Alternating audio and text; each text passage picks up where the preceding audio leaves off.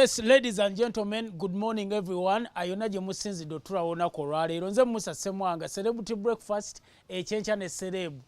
Tuli ku Bukedde TV1 like always, amakya g'olunaku olwaleero. Ffe tunyumirwa tweyagala, mukulikeeyo mu lunaku lw'abakozi. Olunaku oluno lwandaze muganda wange enjawulo y'abakozi n'abayiribi. Era oba wakoze ku lunaku lw'abakozi, oyinza obba muganda wange toli mukozi ng'oli muyiribi. But regardless, we are moving on. Olunaku olwaleero tuli ku Eblewood. Muganda wange amaka g'abaganda baffe abadde bonies. We ŋŋamba ekigambo dda bonies tekibeera kipya mu matuugo. In fact ogamba ese mwanga Katonda nga amwagadde nnyo olw'ensonga ebyaddala njagadde. Omwami gwe nnina ku sseeta olunaku olwaleero nakula mulaba. Tekitegeeza nti mukulu nnyo naye nakula mulaba. He's a father, he's a businessman, he's an entrepreneur, he's an inspiration. Kwegamba muganda wange musajja mukulu bamuyita Dr. Sam Bagenda Boosa. Nkyogedde bulungi oba mbigasse? Naye nina kuyita ntya? Actually, the Rotarian Sam Bagenda, aka Dr. Boosa. Rotarian Sam Bagenda, aka Dr. Boosa. Kugonda diri wali osinga okwagala? Kakati nyiza gamba ati njagala nnyo erya Rotarian Sam Bagenda limpesa ekitiibwa mu society. Yes, ate ne mu family ate era ne Sam Bagenda ali mo refined ali muntu wagonjebwa ebintu byabikwata bulungi. Kakati eriyo Dr. Boosa ali naye ye ate ali ku sayidi ndala. Oyo ye kugamba olina ba personalities babiri mu gwe. Personalities bbiri munze. Kati wano nkyazizaani njagala ntegeere nkukwata ntya. Kakati bombi obalina. Bombi mbalina. Kati balansinga. Yo mwami. Bombi obalina. He's easy going, he's fun. Nja kukulisayo mbulwadde. Yes.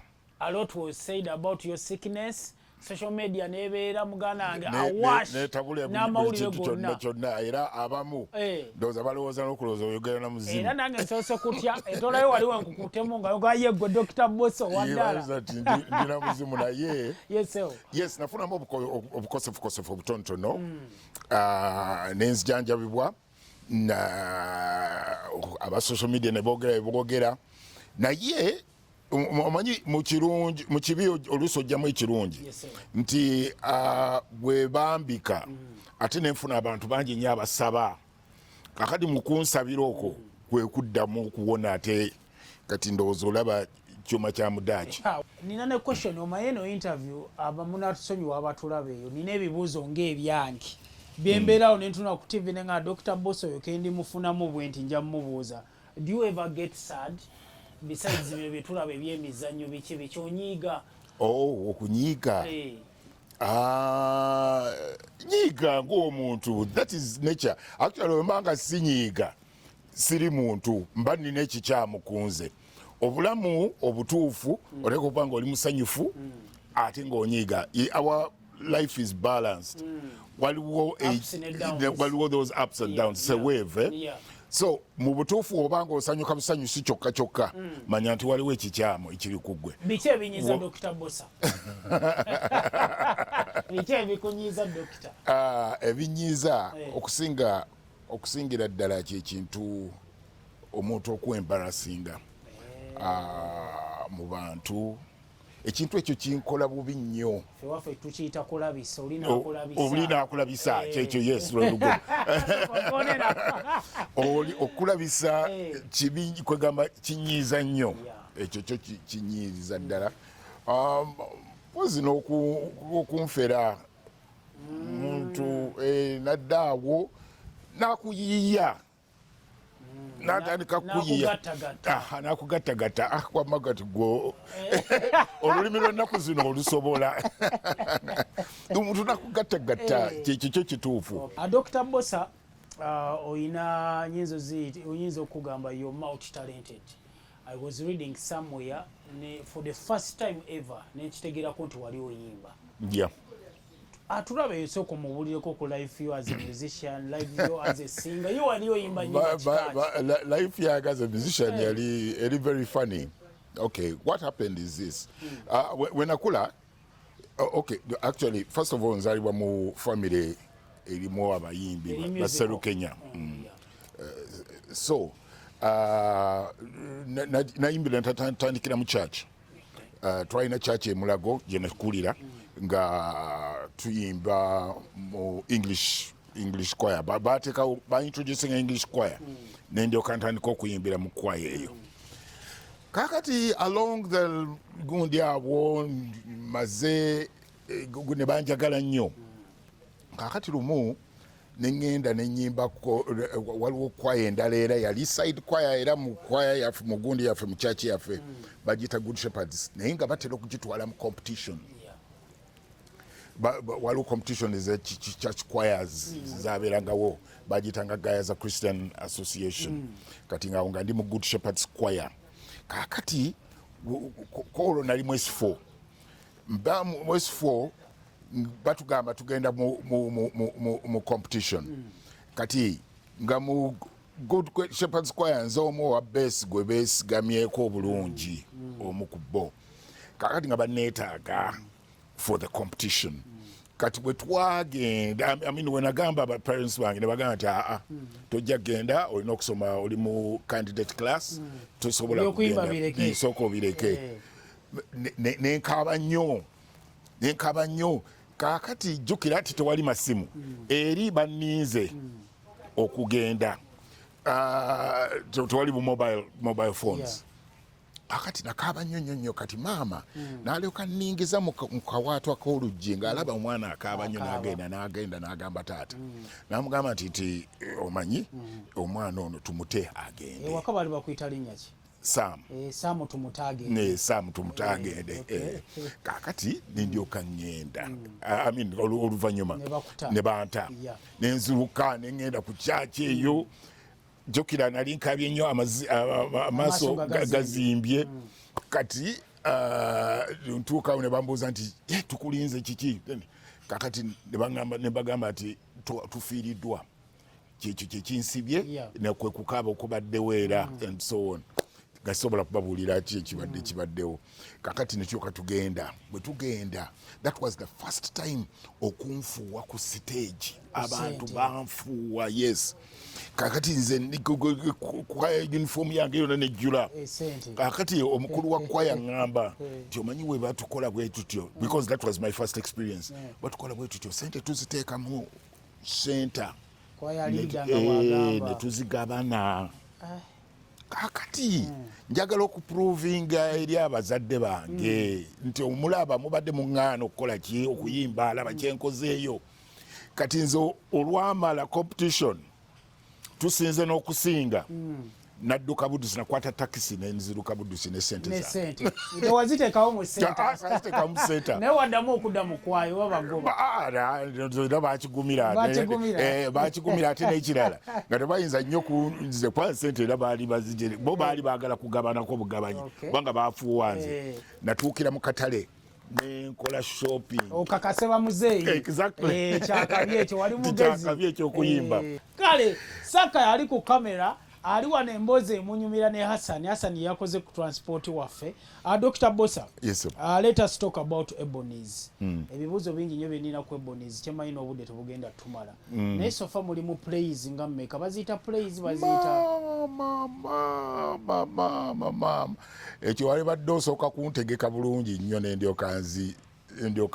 nendyoka nkubulira how many that we've had so many plays zetukoze mu ebonies nyingi nnyo abazijjukira dda the dollar the inspector learned friends gundi ni mafia don ate n'abajjukira emirala gundi daisy abajjukira kwegamba nyingi nnyo ate live alone ate ne betwakolanga nga tukyalina Jimmy Katumba titilatas zetwakolanga ezo titilatas la bonheur ezo zonna zaali shows kati tuzikola daisy tukola gundi oluusi zimbula n'okumbula naye netujja the boss netujja kati ate ne tufunayo na zino ezirina amanya kasodookiyo ani coming up ne names ezo names ezo usually omanyi ffe in ebonies tulina ate ekyenjawulo ekiri mu ekitali walala nnyo nti we sit down as a team. Speaking about the ebonies still muli abantu nga bameka omanyi wakimbuuza ekibuuzo ekyo. I'm looking at expenses buli muntu alina okuddayo waka n'akaveera resources kati laba wantu wetutudde wano muyina either mwagulawo oba mwapangisawo in the start kati I'm speaking about money expenses which handling mutya for all these years. It is not easy naye credit esinga kugenda wa wekitiibwa Katende. Yes, he has put in a lot. I think in most cases ajja mu nsawo a year because first of all we are so many ngera b'ogambye we are about 100. Okay, Saka tuwumulemuko then wetukomawo mwami Boosa nina ebibuuzo bye birabye ngendo mubuuza mbuulire pulani z'ekibiina bazzaako ki nga babadde silent for some time katuwumulemuko katini tova ku Bukedde TV1 tukomawo.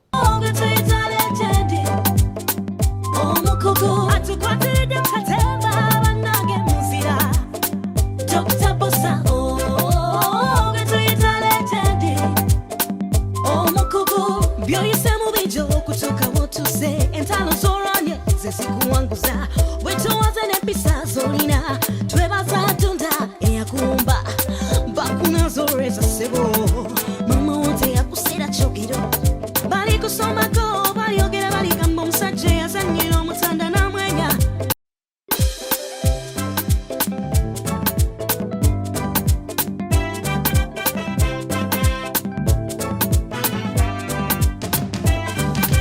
Bawala kusaba owulirize kwena ensonga munsi mulimu eyafuuka ensonga.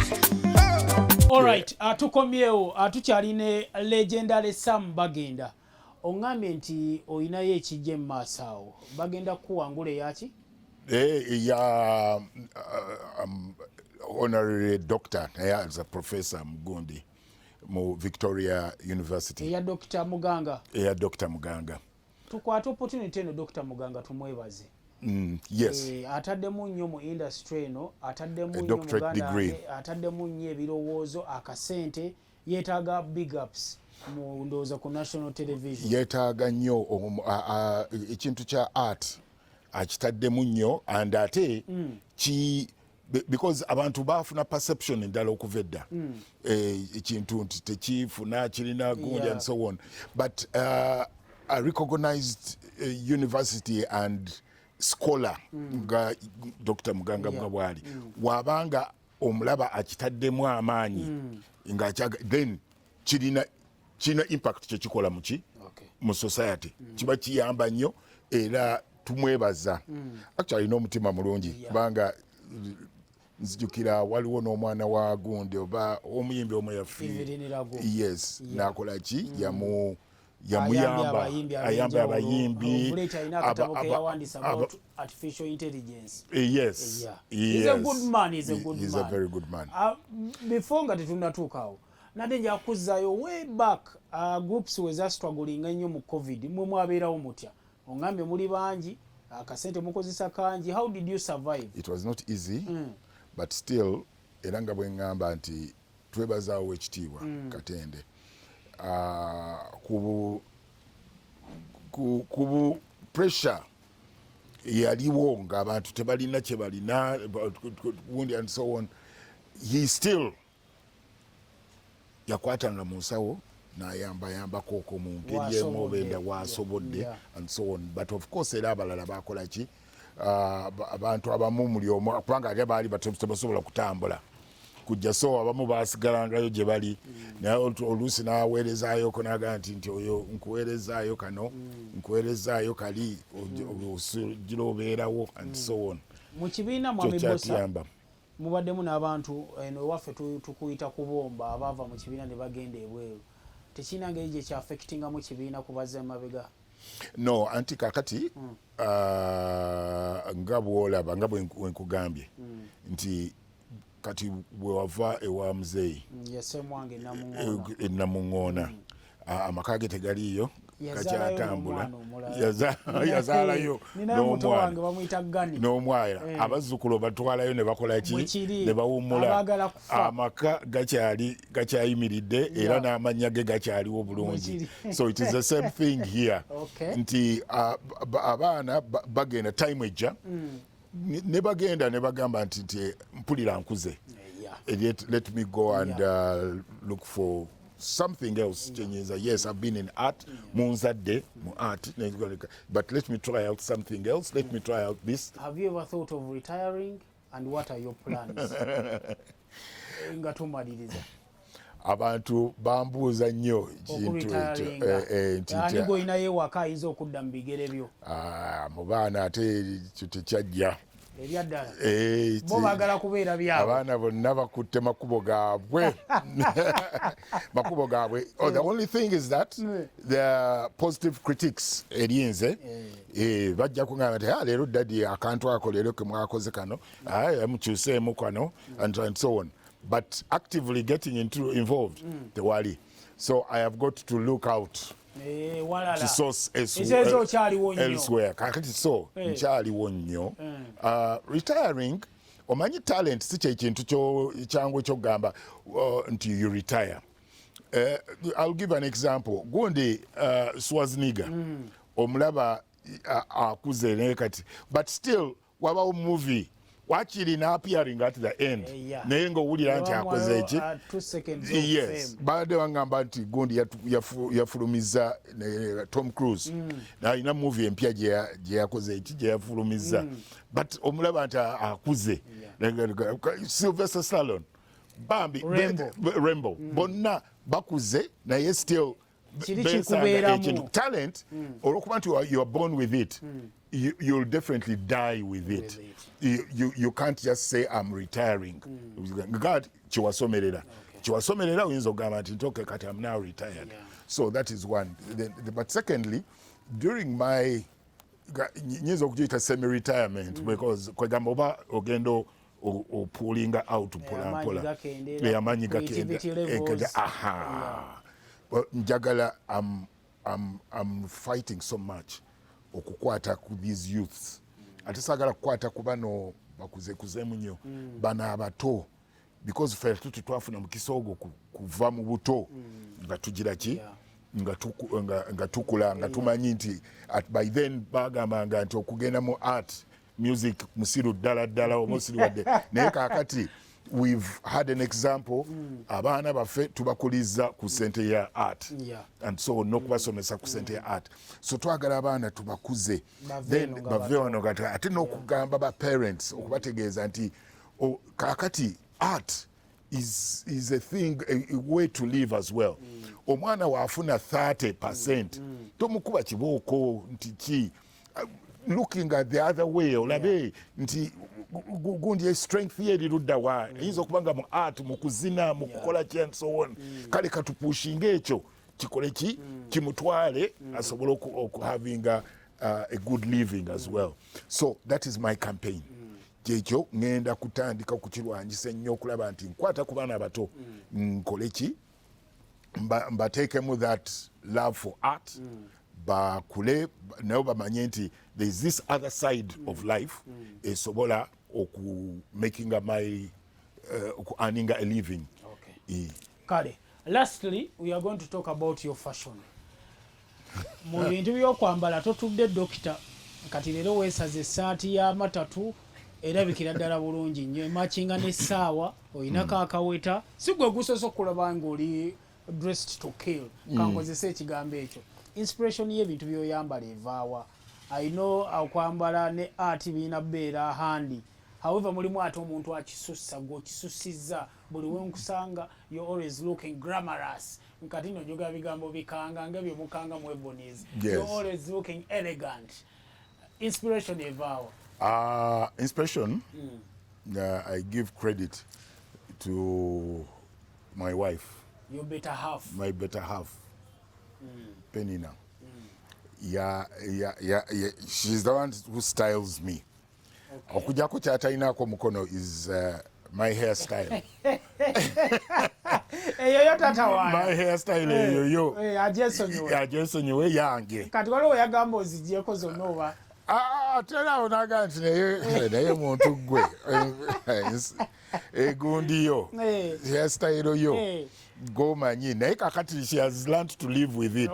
Era oluusi agenda naŋŋamba naga nti wange leero genda otrimmingeko olabe era aplayingako role entonotono genda otrimmingeko olabe gundi but ebisigadde she plays a very yes era oluusi tubiyomberamu nga gwaga kwambala kirala nina kyenjagala okwambala to be honest nina kyenjagala kyempulidde nti kyenjagala okwambala nagaana ne tuyombera ddala nno okutuusa ate wogamba nti okay kale kanyambale kanyambale ekyo ŋŋambye ogenda okutuuka mu bantu nti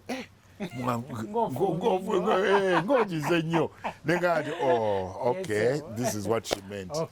But you're ever smart. Thank you so much. Era big ups to Madam Penina. Penina. Thank you so much. Yes, thank you okunstylinga mbadde simanyi nti abantu basiima bwe batyo. Ate beyongedde okwagala Dr. Boosa. Okay, your last remarks. First of all, njagala nnyo kwebaza mwami Semwanga. Your program, by the way, I don't miss it. Mbadde simanyi nti ogenda kunsalako nange. Mbadde simanyi nti but I've always been watching. Thank you very much. I watch your programs. Nebaza mwami Saka ali ku camera because kwegamba olabira ddala omuntu enjoyinga omulimu gwakola. Then Hassani, the driver, n'abeerawo because he would have sat in the car. Naye avuddeyo najja n'akola ki yes. Then nebaza nnyo Bukedde TV bambi mwebale nnyo kyemutukolera. By the way mutuwaniridde mu OMG nnyo kugamba tetulina ate ne tubakulisa okuba nti mwali chosen number one. Kati fe kituwa amaanyi ne tugamba nti tuli ku TV entuufu. Badde nsaba before I really conclude waliwo 5 P's. This it's my iconic formula gye nkozesa in life, and when I'm mentoring abaana outside there nga nkola mentorship bino njagala nnyo okubikozesa okubabuulira. This formula njiyita the 5 P's. P esooka always pray, musabenga. P eyokubiri persistence, lemerako ku kintu kyokola. Okiraba? P eyokusatu positivity,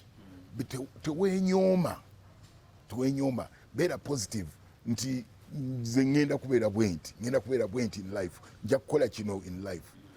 P eyokuna patience, beera mugumiikiriza in life, ebintu bijja kutuukako. Abaana aba artists out there bwe batuuka ne baga nti njagala kuvuga motoka ng'eya gundi eya Kamiiri, njagala kuvuga gundi, njagala kubeera nga gundi, immediately yakayingira mu gundi. Then P endala gye mmanyi nti eri very very important era nammwe bwentuusa okubeebaliza is passion. You love what you're doing. Semwanga, when you are interviewing people, you are enjoying the work you're doing. That is why it's not only me who is thanking you, but so many people there, they see you. Omwami oyo watuula mwagadde engeri gy'atudde ku gundi, omulaba nga kamera bwe bulamu bwe. Yes, ali passionate. So passion, those 5 P's in life. Ye campaign yange gye ngenda nga mbuulira abantu outside there. Not only the youths, but also n'abantu abakulu. When you use the 5 P's, you'll never go wrong in life. Okay. Thank you for the opportunity. Kale. You know, my never day life-changing interview. I've always wanted to sit around you. Bambi, thank you so much. Kale. Tetugenda kusukakaawo, ladies and gentlemen, amusibe bulungi mweraba. Ono yatugobako stress ayigiriza samusa kirabo kyamuwe